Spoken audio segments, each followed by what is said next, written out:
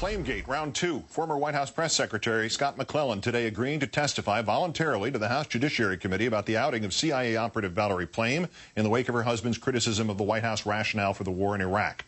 Our third story in the countdown, Scott McClellan's first interview since he accepted Chairman John Conyers' invitation. That invitation might impact the White House's continuing stance on the Plame case, to say nothing of its unswerving insistence that everyone thought Saddam Hussein had WMD, that it was just as misled by the intelligence as we were.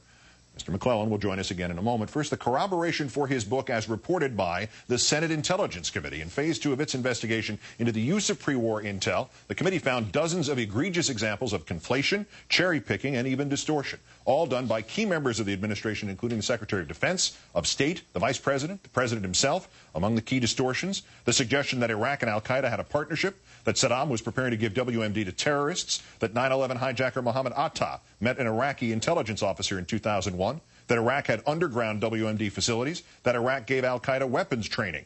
Senate Intel Committee Chair Jay Rockefeller summing up the findings thusly, quote, "In making the case for war, the administration repeatedly presented intelligence as fact, when in reality it was unsubstantiated, contradicted, or even non-existent. As a result, the American people were led to believe that the threat from Iraq was much greater than actually existed." As promised, joined once again by former White House Press Secretary Scott McClellan, author of What Happened Inside the Bush White House and the Washington's Culture of Deception. Thanks again for your time tonight, sir.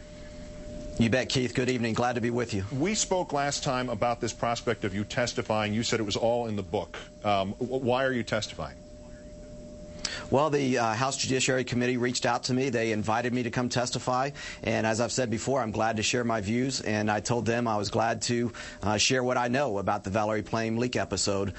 So I will be going before the committee a week from Friday on the 20th of this month. Do you have any doubt that key people in the administration were willing to sacrifice a CIA asset like Valerie Plame just to punish her husband and stifle critics, and will you testify to that effect in any way before that congressional committee? Well, I'll tell them what I know. I'm not going to get into things that I don't know about. But I think Patrick Fitzgerald had it about right when he said during the trial of Scooter Libby that she became just another talking point in this effort to discredit Joe Wilson, and that's unfortunate. Whether or not there was any criminal activity involved, I don't know, but it was wrong to do that. And I will speak to the questions that they asked me and share exactly what I know.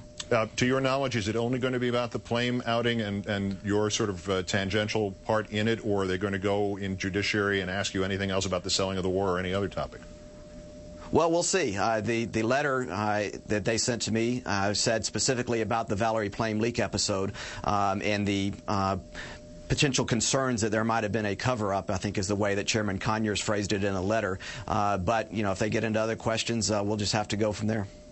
The few substantive answers to your book, other than the character assassination attempts, have basically boiled down to, and even the ones that came from the White House now have been, gosh, everybody thought we had WMD. We were just as surprised as anybody else. Do you think, having seen the operation in effect firsthand and even participated in it, do you think we're seeing a second phase of that? Not to use the Rockefeller Committee's phraseology, but is this a second attempt by the White House to mislead the American people about Iraq retroactively, in a sense? Well, what I do know is that the White House never wanted to have the way the case was made, the way the intelligence was used to sell the war to the American people, looked into or investigated by Congress. This was delayed for quite some time, and finally Chairman Rockefeller, Senator Rockefeller, pushed this forward to get to the truth. And, the White House can continue to bury their heads in the sands, but the reality is still the same, and I think the American people see it for exactly what it is. The Senate Intelligence Committee closely tracks exactly what I write about in my book. We came to the very same conclusion, that the intelligence was used in a way that made the threat sound more grave and more urgent and more serious than it was. And when you go to war, an issue as serious as war, the American people need openness and candor, and that was absent from this administration in the build-up to the war. Scott, let me put two things together. The Intelligence Committee report, very powerful in those respects, as you described. And what you said the last time you were here with us on the 29th of May, this was about Saddam's supposed nuclear ambitions, and you said the intelligence was packaged together in a way to make it sound more ominous and more grave and more urgent than it really was. I don't think that this was some deliberate, conscious effort to go and mislead American people. If the purpose of the repackaging the intelligence was not a deliberate effort to mislead the American people into supporting that war, what do you think it was? Well, that's a good question. What I talk about in my book is I think that they got caught up in this permanent campaign culture, and everybody was focused on how do we make the strongest case. And you don't make the strongest case by talking about the caveats and contradictions and intelligence that contradicts what you're saying. You know, we can get into this argument of whether or not it was deliberate or not. The result is it was very troubling that we went into war in a less than open and candid way, and the consequences are playing out before us right now. So in some ways it's problematic in its own right whether or not it was deliberate or not. But I think that the intention there by some of these people, it may have been well-intentioned, but they lost sight of what's most needed during a time of the war-making process, which is to speak the truth to the American people, make sure that they understand the consequences, the realities, and the truths as best we know them, what the threat is and how serious it is before we make that decision to go into war. Is it problematic for you now? Has it become so? The more feedback that you get about your book, the more people you talk to about it who say, you know, you're absolutely right, as if you didn't know that. Do you find yourself internally questioning that central conclusion? Do you wonder if maybe it was more deliberate than you've given them credit for?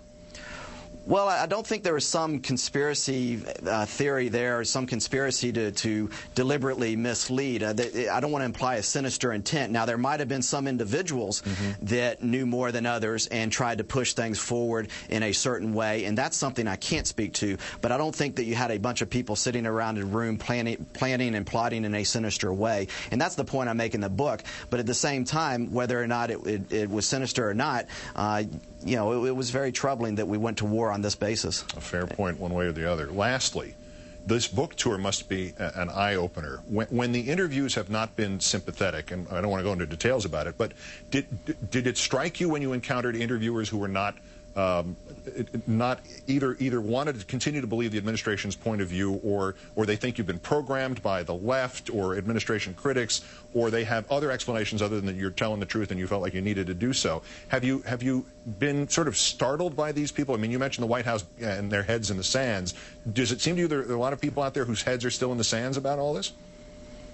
Well, I think that is the case. I think that some people would rather we not talk about how the intelligence was used. They would just simply like to say the intelligence was wrong, but they were basing it on the intelligence, and that's not entirely accurate, as we now see from the Senate Intelligence Committee and the report that they put forward. That, by the way, was voted on or endorsed by 10 individuals on that committee, including 2 Republican members of that committee. But one of the things that some of the people argue out there that I'm helping the president's critics. I'm out there to talk about the important truths, and the fact that the administration wasn't candid is the reason the critics have standing.